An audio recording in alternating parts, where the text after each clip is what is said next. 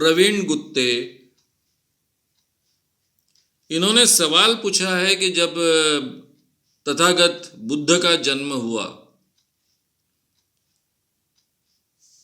तभी वो बुद्ध बनेंगे, इस ढंग की भविष्यवाणी की गई थी, तो ऐसी गलत धारणाएं क्यों फैलाई जाती है?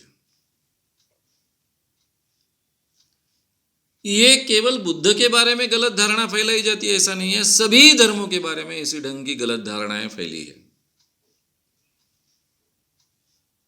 जैसे व्यास ने पहले रामायण लिखा,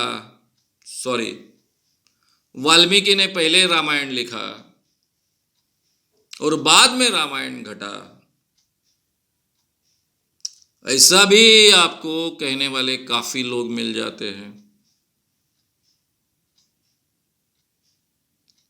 कह सकते हैं कि कुछ ये प्रूफ्स है इसके।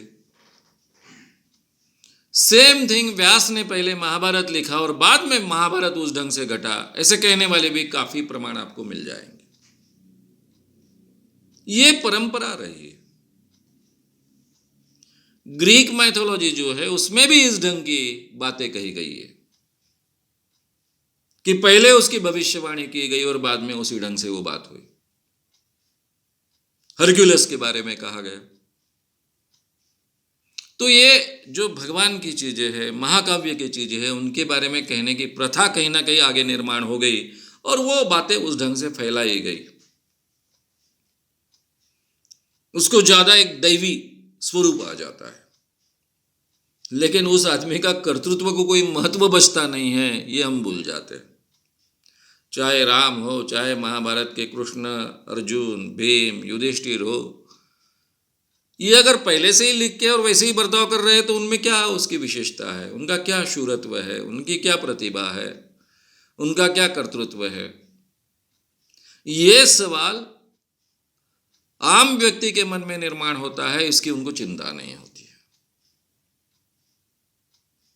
ये भविष्यवाणी जैसी हुई उसी ढंग से हुए।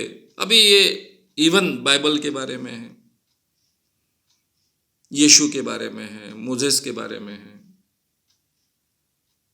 तो ये सभी इस ढंग की कहानियां फैलाई गई है। शायद ये धार्मिक परंपरा का जाने अनजाने में हिस्सा बन गई है। उस बिन उसको ऑथेंटिसिटी नहीं आती है, लेकिन ये सच्चाई बिल्कुल नहीं है, ना ही हो सकती है, ये हम जानते हैं। बुद्ध अगर हुआ है इस देश में तो वो बुद्ध का खुद का पराक्रम है, खुद का निर्णय है, खुद की विशेषता है, खुद का ज्ञान है।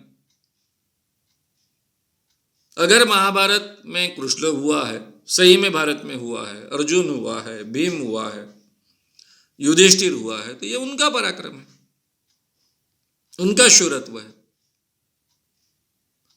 ये फैक्ट्स हमें माननी पड़ेगी। पहले ही लिखे गए थे और फिर उस ढंग के वो पात्र बर्ताव कर रहे हैं। ये कोई ड्रामा है?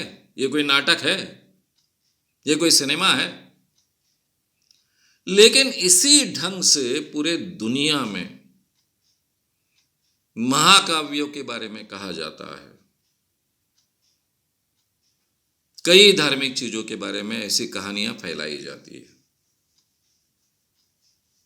ये फैक्ट्स है, लेकिन ये आधारहीन है। ये आज के जमाने में हमने समझ लेना चाहिए।